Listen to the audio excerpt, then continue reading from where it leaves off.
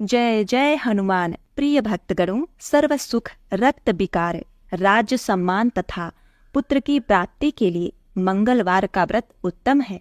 मंगलवार के व्रत से मनुष्य के समस्त दोष नष्ट हो जाते हैं। तो इसलिए आज के दिन, मंगलवार के दिन, लाल वस्त्र धारण करके दिन में हनुमान जी का पूजन कर मंगलवार व्रत कथा का श्रवण करना चाहिए। इससे व्यक्ति को बल बुद्धि विद्या की प्राप्ति होती है तथा संकट मोचन हनुमान की कृपा से भक्तों के सभी संकट दूर हो जाते हैं। तो आज मैं सुना रही हूँ मंगलवार के दिन सुनी जाने वाली मंगलवार की बड़ी ही दुर्लभ पौराणिक व्रत कथा, जिसे आप सभी भक्तगण बड़ी श्रद्धा तथा प्रसन्न चित मन से पूरा अवश्य सुनिएगा। तो आइए जय सिया राम का उद्घोष करते हुए कथा का श्रवण करते हैं। एक नगर में एक ब्राह्मण परिवार रहा करता था। उस परिवार में सिर्फ पंडित दुर्गेश ही थे। वो अपना जीवन यापन यजमानों से मिली दक्षिणा से ही करते थे। माता तो बचपन में ही चल बसी थी और अब पिता का साया भी सर से उठ चुका था। सुबह खाना बनाकर खाते, फिर काम पर चले जाते। शाम को वापसी के बाद आराम भी नहीं करते और आते ही खाना बनाने में जुट जाते। मोहल्ले वालों ने अपने प्रयासों से पंडित जी का विवाह एक गरीब कन्या से करा दे। अब दुर्गेश खुश थे। अब उन्हें सुबह शाम बना हुआ खाना मिलता। उनकी पत्नी का नाम सावित्री था। सावित्री गरीब घर की जरूर थी, लेकिन वह गृह कार्य में दक्ष होने के साथ साथ सामाजिक प्रवृत्ति की थी और हनुमान जी की परम भक्त थी। उसके व्यवहार से सभी पड़ोसी खुश थे। वह हर मंगलवार का व्रत किया करती थी। अब इधर पंडित जी का जीवन अच्छे से कट रहा था। कुछ समय बाद सावित्री गर्भवती हो गई। जब सावित्री के प्रसव का समय आया तो पंडित जी अपने पड़ोसी की एक दाई को लेकर आए। समय पर सावित्री ने एक सुंदर लड़के को जन्म दिया। अब इधर पंडित जी ने एक नए कपड़े में उसे लपेट लिया और घर से निकल पड़े। कुछ समय के उपरांत वह गंगा के तट पर जा पहुंचे। दुर्गेश ने उस बच्चे को अपने दोनों हाथों में लेकर गंगा जी में 3 डुबकी लगाई। फिर पंडित दुर्गेश ने उसके सीधी कान में कोई मंत्र पढ़कर फूंक मारी और लड़के से दुर्गेश की बात होने लगी। पंडित जी ने उस बच्चे से पूछा, बताओ आप मेरे कर्जदार हो या मैं आपका कर्जदार हूँ, और मैं कितना का कर्जदार हूँ? बच्चे ने कहा, मेरे 50 रुपए आपके ऊपर है, आपने दिए नहीं थे। आपके बच्चों ने भी आपका कर्ज नहीं चुकाया था। इतना सुनकर पंडित दुर्गेश ने उसे 50 रुपए दिए और बोला, आपका और मेरा हिसाब चुकता हुआ। तब बच्चे ने कहा, हाँ, हिसाब पूरा हुआ। यह बात सुनकर दुर्गेश ने कोई मंत्र पढ़ा और उसके उल्टे कान में फूंक मारी और उसे गंगा जी में प्रवाहित करके अपने घर चले आए। उसने अपनी पत्नी सावित्री को यह कहकर समझा दिया था कि उसका मेरे ऊपर कर्ज था, मैंने उसे चुकता करके उसे वापस भेज दिया। मैं अगर ऐसा नहीं करता तो वह पता नहीं कब हमारे यहाँ से जाता। उस समय हमें बहुत दुख होता। अब सावित्री अपने पति दुर्गेश की बातों से पूर्णतः संतुष्ट थी। जब सावित्री दोबारा से गर्भवती हुई और समय पर एक सुंदर से पुत्र को जन्म दिया तो दुर्गेश ने उसके साथ भी वही करना शुरू कर दिया। वह बच्चे को एक सफेद कपड़े में लेकर गंगा के घाट पर चल पड़ा। वहां पहुंचकर गंगा में घुस गया और बच्चे को गंगा जल में 3 डुबकी लगाई। उसके सीधे कान में मंत्र पढ़कर फूंक मारी और बच्चे से बात की और पूछा, हाँ भाई, गंगा मैया के अंदर हैं हम, और तुम मुझे बताओ कि मैं तुम्हारा कर्जदार हूं या तुम मेरे कर्जदार हो, और कितने हो? तब बच्चे ने कहा, आपका मेरे ऊपर 100 रुपए का कर्ज बकाया है। अब दुर्गेश ने उससे कहा, देखो भाई, हम गंगा जी में खड़े हैं और वचन देते हैं कि हम आपको अपने कर्ज से मुक्त करते हैं। मेरा और आपका सब हिसाब बराबर। उसने कहा, ठीक है, जब आप वचन दे रहे हैं तो ठीक है। इतना कहकर दुर्गेश ने उसके उल्टे कान में फूंक मारी और बच्चे को पूर्ण अवस्था में उसको गंगा जी में प्रवाहित कर दिया। यह सब करके वह वापस अपने घर पहुंचा और पत्नी सावित्री से बोला, मुझे खाली हाथ देखकर बच्चे के बारे में जानने की आपकी इच्छा होगी तो सुनो। उस पर हमारे 100 रुपए का कर्ज था, तो हमने उसे गंगा पर वचन दे दिया और उसे ऋण मुक्त कर दिया। हम नहीं चाहते थे कि आगे चलकर वह हमें तड़पाकर जाए। अब सावित्री ने पूछा, ऐसा कैसे? पंडित जी कहने लगे, जब से तुम मेरे घर में आई हो तुमने देखा कि पंडिताई करके जो भी कुछ मिलता है उससे बचत नाम मात्र ही होती है, पर होती तो है। सुबह हमारे 100 रुपए जल्दी ही चुकता कर हमें रुलाकर चला जाता। हम आजीवन उसी दुख में जीते रहते।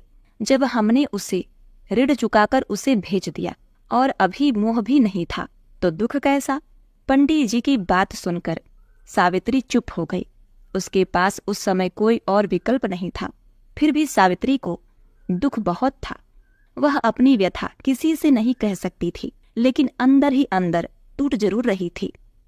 अब वह पहले जैसी हंसमुख नहीं रही। उसका कमल सा चेहरा मुरझाने लगा था।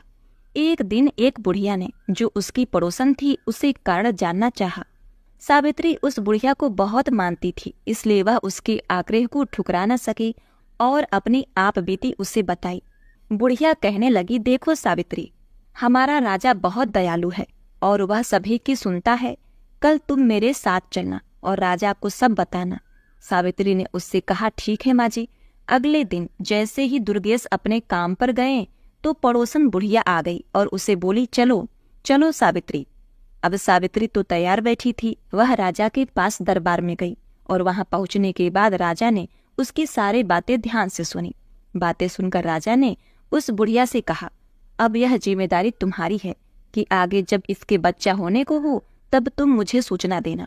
और सावित्री से कहा, तुम भी भूल मत जाना, इस बुढ़िया को याद से मेरे पास भिजवा देना। इसी आशा में दोनों अपने घर आ गईं। सावित्री और पड़ोसन बुढ़िया राजा से आश्वासन मिलने के बाद निश्चिंत हो गए थे। बुढ़िया तो पूरी तरह आश्वस्त थी, लेकिन सावित्री अपने दोनों संतानों के बारे में सोच कर ही सिहर जाती, जिसका मुंह भी उसने अच्छी तरह से नहीं देखा था। पर पंडित दुर्गेश को तो कोई दुख ही नहीं था। वह जो कर रहा था अपने भविष्य को ही सोचकर कर रहा था।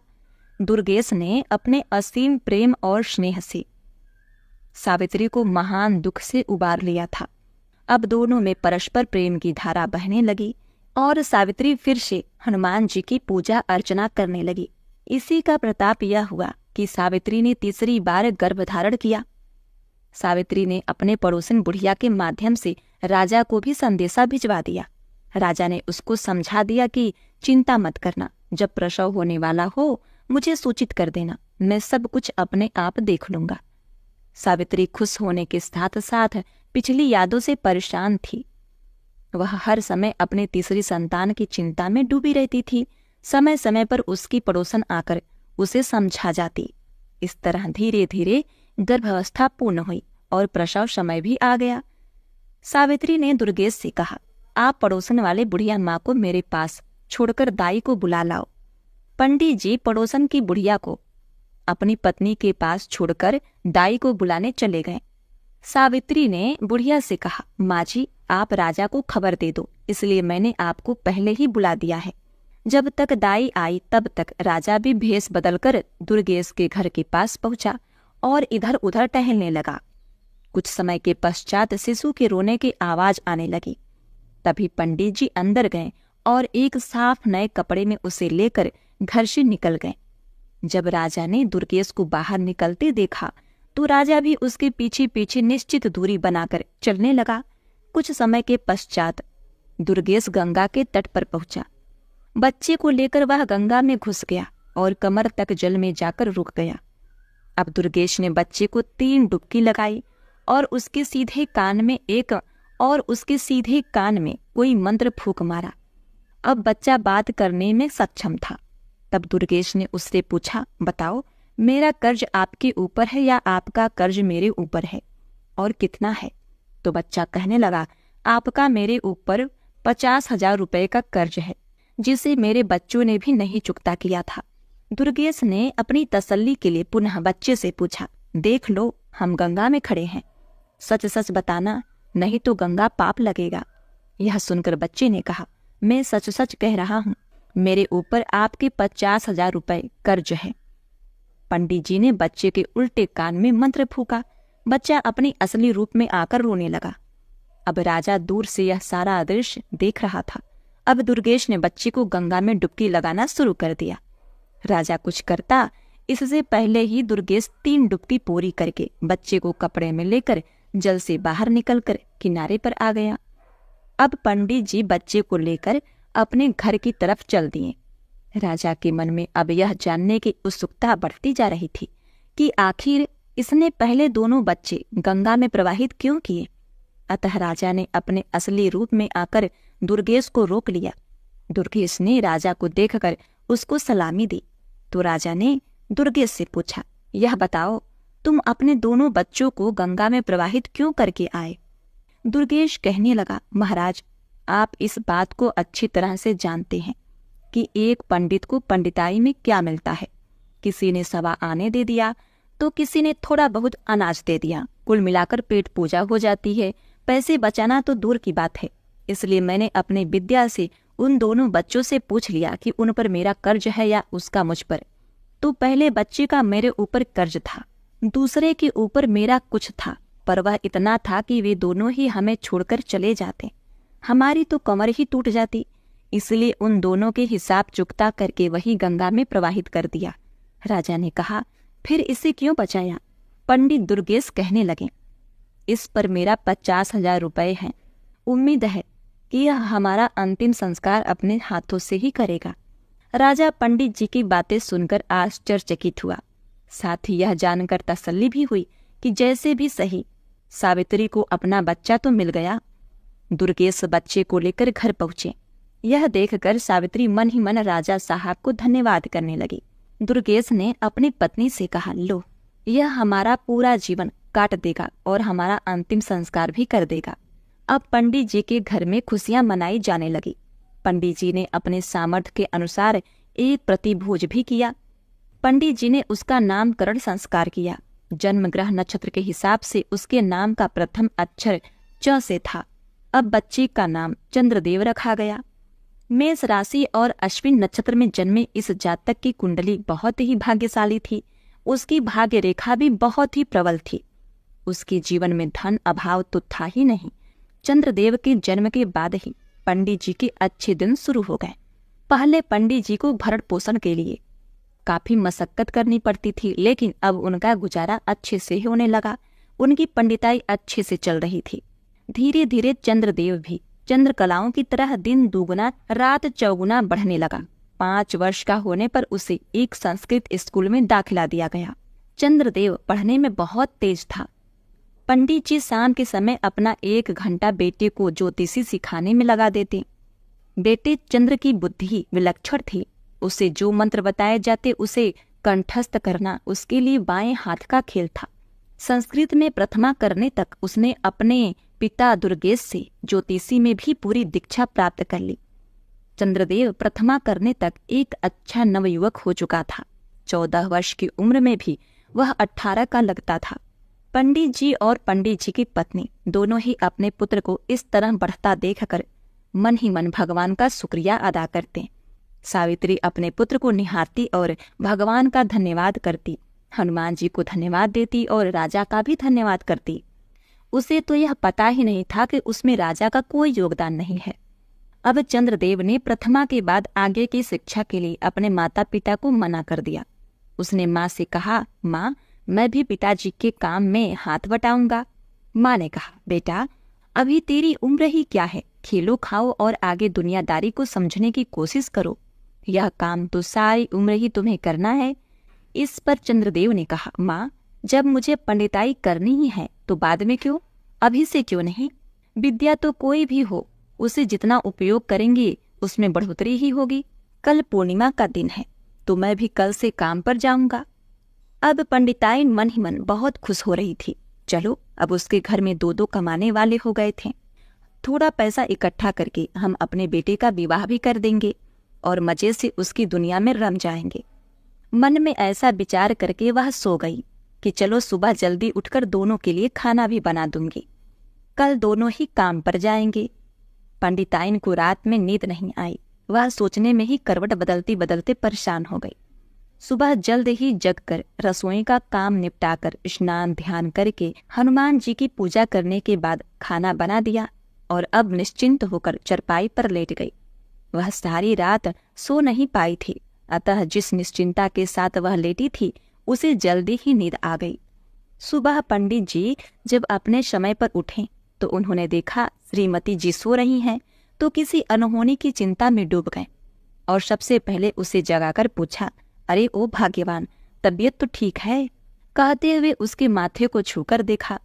तब सावित्री ने उससे कह दिया, मेरी तबीयत बिल्कुल ठीक है, थोड़ा जल्दी उठ गई थी, सो काम धाम करके मैं लेट गई और नींद आ गई। आप अपने नित्य कर्म करो, खाना तैयार है। इतने में चंद्रदेव भी जाग गया और नित्य कर्म करने लगा। दोनों पिता पुत्र तैयार होकर आ गए। सावित्री ने दोनों के आसन लगाकर उसे खाना परोसा। दोनों ने खाना खाया और दोपहर का खाना साथ में लेकर अपने काम पर निकल गए। चंद्रदेव का पहला दिन था, तो उसे कोई भी यजमान ऐसा नहीं मिला जो उसकी सेवा में उसे ले सके। धीरे धीरे शाम होने को आई।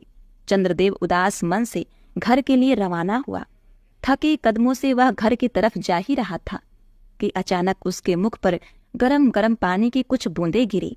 उसने अपनी नजर ऊपर उठाई तो देखा एक बहुत ही सुंदर स्त्री अपने आंखों में आंसू बहा रही थी। उसी के आंसू की बूंदें ही चंद्रदेव के ऊपर गिरी थी। चंद्रदेव रुक गया और उससे पूछने लगा, बहन, आपको क्या दुख है? मुझे बताओ, हो सकता है मैं आपकी कोई मदद कर सकूं। ऊपर से उस स्त्री ने देखा एक नौजवान लड़का तिलक छापे, राम नाम की पीतांबर डाले नीचे खड़ा है। वह बहुत बड़ा पंडित लग रहा था। उसे देखकर ऐसा लग रहा था मानो अभी अभी काशी से आ रहा हो। उस स्त्री ने कहा, अरे तेरे जैसे कितने आए और ठग कर चले गए, मेरा तो विश्वास ही उठ गया है तुम्हारे जैसे ढोंगी पंडितों से। इतना सुनकर चंद्रदेव बहुत ही विचलित हुआ और मन में विचार किया कि मैं इस महिला से कुछ न मिलने पर भी मैं इसकी परेशानी का कारण जानकर उसका समाधान अवश्य करूंगा। उधर से महिला ने कहा, मैं तुम्हें कोई पैसा या दक्षिणा देने वाली नहीं हूं। चंद्रदेव ने कहा, माताजी नीचे तो आ जाओ, अपना हाथ दिखाओ और बताओ समस्या क्या है। वह स्त्री नीचे आई और कहने लगी, देखो मैं पहले से ही तुम्हें बता देती हूँ, मैं तुम्हें कोई दान दक्षिणा देने वाली नहीं हूँ। बाद में तुम दक्षिणा के नाम पर मुझे ठगना चाहो। चंद्रदेव ने कहा, बहन मैं कोई ढोंगी नहीं हूँ, इसी शहर का निवासी पंडित दुर्गेश जी का पुत्र हूँ। मेरा नाम चंद्रदेव है। मैं एक ज्योतिषी हूँ, इसी मोहल्ले में रहता हूँ। हाँ, दूसरी बात, मैं आपका रोना देखकर दुखी हुआ हूँ, इसीलिए पूछ लिया। अब आपकी मर्जी है, जानना चाहती हो या नहीं। वह स्त्री कहने लगी, ठीक है, तुम जो भी कहो, इतना समझ लो मैं तुम्हें पैसा देने वाली नहीं हूँ। चंद्रदेव कहने लगा, ठीक है, मैं पैसे मांग कब रहा हूँ। तो वो स्त्री बोली, अगर तुम्हारी बातें सही निकली तो मैं तुम्हारे घर पर ही दक्षिणा भिजवा दूंगी। चंद्रदेव कहने लगा, बताओ समस्या क्या है। उस स्त्री ने कहा, मेरे पति परदेश गए हैं, 4 वर्ष हो गए हैं, अभी तक वापस नहीं आए और ना ही कोई सुखद पत्र उन्होंने भेजा है। मैं केवल यह जानना चाहती हूँ कि वह ठीक तो हैं और कब तक वापस आएंगे। चंद्रदेव ने कहा, आपने 2 प्रश्न पूछे हैं, इन दोनों में से आप किसके बारे में पहले जानना चाहती हो। स्त्री बोली, दोनों प्रश्नों के बारे में जानना चाहती हूँ। चंद्रदेव कहने लगा, नहीं। उस स्त्री ने कहा, क्यों? तो उसने बताया, क्योंकि मैं मुफ्त में केवल एक ही बात बताऊंगा। अब तुम फैसला करो, कौन सी बात पूछना चाहती हो। स्त्री चुप हो गई और दिमाग का इस्तेमाल करने लगी। सोचने लगी कि कौन सा प्रश्न पहले पूछूं, आने पर दिख जाएंगे और दूसरा स्वस्थ होंगे तभी तो आएंगे। ऐसा विचार करके स्त्री ने कहा, आप केवल यह बता दीजिए कि मेरे पति कब तक आएंगे। चंद्रदेव ने अपना पत्रा निकाला और उसमें देखने लगा। अपनी उंगलियों पर गणना करने लगा। करीब आधा घंटे की गणना के बाद उसने कहा, सुनो, आपके पति आज रात्रि में ही आ जाएंगे। स्त्री बोली, क्या पागल हो गए हो? ढोंगी कहीं के, मुझे बेवकूफ समझाए है क्या? चंद्रदेव ने कहा, वो कैसे? स्त्री बोली, पैसों का लालच होगा। चंद्रदेव बोला, बहन जब कह दिया कि मुफ्त में ही सवाल बताऊंगा, फिर यह कैसी बात कह रही हो आप? स्त्री कहने लगी, अभी तक तो किसी ने कुछ भी नहीं बताया। चंद्रदेव बोला, बहन मैं ज्योतिषी हूँ, ठग नहीं। अब तक आपका ठगों से पाला पड़ा होगा। मैं अपने विद्या के अनुसार बता रहा हूँ कि आपके पति रात्रि के 12 बजे तक आ जाएंगे। वह स्त्री बोली, आप सही कह रहे हैं, मेरे साथ ठगी हो चुकी है, इसीलिए अब मैं किसी और पर विश्वास नहीं कर सकती और किसी को पहले पैसा भी नहीं दूंगी। चंद्रदेव कहने लगा, बहन मैंने तो पहले ही कहा था, मुक्त का मतलब मुक्त। अगर आपको सही लगे तो मेरी दक्षिणा जो उचित समझो भिजवा देना। उसने कहा, अच्छा ज्योतिषी जी, तो आप कह रहे थे हमारे पति आज रात में आएंगे। चंद्रदेव कहने लगा, हाँ, आज रात्रि के ठीक 12 बजे आपके पति आएंगे। सुनो, वह पैदल नहीं आएंगे, वह हाथी पर आएंगे और बहुत सारा धन लेकर आएंगे। वह कहने लगी, तो मैं भी तुम्हें बता दूं कि जितना लाएंगे उसका आधा आपको दक्षिणा भिजवा दूंगी। चंद्रदेव ने कहा, अच्छा तो अब मैं चलता हूँ। स्त्री कहने लगी, ठीक है, जाओ। चंद्रदेव वहां से अपने घर के लिए निकल पड़ा। रास्ते में सोचता जा रहा था, पहले दिन बोहनी तो नहीं हुई, उधार हुआ। यही मन में सोचते सोचते घर पहुंचा। अब अपने पुत्र को आया देखकर सावित्री मन ही मन सोचने लगी कि मेरा लाडला इतनी देर से आया है, कमाई भी अच्छी करके आया होगा। यह सोचते हुए उसने दरवाजा खोला, चंद्रदेव को गुनगुना पानी लाकर दिया और कहने लगी, बेटा हाथ मुंह धो लो, थके हारे आए होगी, खाना खा लो। वो कहने लगी, तुम्हारे पिताजी तुम्हारा इंतजार कर रहे थे और भूखे बैठे हैं। चंद्रदेव ने कहा, अच्छा माँ, मैं अभी हाथ मुंह धोकर आता हूँ। कुछ ही देर में चंद्रदेव हाथ मुंह धोकर आया। उसकी माता ने दोनों के लिए आसन लगा दिया और खाना परोसा। तभी माता ने पूछा, बेटे कैसा रहा तुम्हारा आज का दिन? चंद्रदेव ने कहा, माँ बस बोहनी तो नहीं हुई, बस उधार हो गया। माँ बोली, तभी तो कहती हूँ, अभी खेल ले कूद ले, अभी तो तेरे पिताजी कमा ही रहे हैं, पर तूने जिद कर दी, सारा दिन ऐसे ही भटकता रहा। चल चल, उधार किया तो उसका क्या पता आया कि नहीं आया। इन्हीं बातों के चलते खाना हो गया और सब लोग खाकर सो गए। इधर जो वो स्त्री थी वह अपने पति का इंतजार करने लगी। इंतजार करते करते रात के ठीक 12 बज गए और सच में उसका पति हाथी पर बैठकर अपने घर आ गया। उसने दरवाजा खुलवाया, उसकी पत्नी ने दरवाजा खोला और वह यह सोचकर बड़ी ही प्रसन्न हुई कि वाकई में वह लड़का बहुत बड़ा ज्योतिषी है, उसे इनाम देना चाहिए। इसलिए उसने अपने पति से कहा, जाओ सबसे पहले पंडित दुर्गेश के घर जाओ और उसे उसका इनाम दो। उसी की वजह से मुझे पता चला कि तुम आने वाले हो, उसके बाद ही घर में कदम रखना। अब वह आदमी बहुत समझाता है, भाग्यवान पहले घर में तो आने दो। नहीं, पहले आप जब तक वह दक्षिणा देकर नहीं आएंगे घर में कदम मत रखिएगा। अब वह ठीक है कहकर पंडित दुर्गेश के घर चला गया और आधी रात में दरवाजा खुलवाया और पंडिताइन को एक थाली सोना चांदी जवाहरात देकर कहा कि पंडिताइन, यह तुम्हारे बेटे का दक्षिणा है। तुम्हारे बेटे ने भविष्यवाणी की थी, उसी से प्रसन्न होकर मेरी स्त्री ने यह भिजवाया है। वह देकर अपने घर चला गया। पंडिताइन इतना सारा सोना चांदी देखकर बड़ा खुश हुई और परात को अंदर रखकर डलिया से ढककर वह मन ही मन सोचने लगी, पंडित जी ने तो बस ऐसे ही कहा, मेरे बेटे ने एक ही दिन में घर भर दिया। अब यह कहकर वह सो गई। जब सुबह हुई तो पंडित दुर्गेश अपने नित्य नियम पर उठकर देखने लगे, पंडिताइन अभी तक सो रही है। उन्होंने कहा, पंडिताइन आज क्या हुआ, तुम अभी तक सोई हुई है? इतना सुनते ही पंडिताइन का तेवर चढ़ गया और बोली, बहुत ज्यादा कमा के लाते हो ना, मेरा बेटा कल पहली बार इतना लाया है कि पूरा घर भर गया। पंडित जी यह सुनकर चौंक गए और बोले, पंडिताइन तुम क्या बात करती हो? पंडिताइन ने कहा, हाँ सही कहती हूँ, तुम्हारे पुत्र ने कल जो उधारी किया था ना, उसे रात में ही जजमान ने पहुंचा दिया। ये देखो, एक परात भर मुद्राएं हैं। यह देखकर तो पंडित जी अपने सर पर हाथ धरकर तुरंत जमीन पर बैठ गए और रोने बिलखने लगे। पंडिताइन यह देखकर पूछने लगी तो पंडित जी ने कहा, अरे भाग्यवान, पहले तू घर के अंदर जाके देख, तेरा पुत्र जीवित है या नहीं। पंडिताइन आंखें निकालकर देखने लगी। अब वह भागी भागी घर के अंदर गई तो देखा उसका पुत्र मरा पड़ा है और वह जोर जोर से रोने लगी। यह देखकर पंडित जी ने कहा, पंडिताइन मैंने कहा था ना, पूर्व जन्म के उसने अपने सभी कर्जों को चुकाकर हमसे मुक्ति पाली है, इसीलिए तो हम उसे कमाना देना नहीं चाहते थे। अब तुम हनुमान जी की पूजा करो, अब वही तुम्हारे पुत्र को वापस ला सकते हैं। यह सुनकर पंडिताइन बिना अन्न पानी के 1 हफ्ते तक उपवास करती रही। जब हफ्ता पूरा हुआ तो वह मरणासन हो गई। यह देखकर हनुमान जी भी बड़ी प्रसन्न हुए और बोले, यदि मैंने इस ब्राह्मणी को दर्शन नहीं दिया तो सभी भक्तों का विश्वास मुझसे उठ जाएगा। यह सोचकर हनुमान जी महाराज पंडिताइन के घर उसकी कुटिया में ही प्रकट हो गए और बोले, पंडिताइन, तुमने मंगलवार का व्रत करके मुझे बड़ा ही प्रसन्न किया।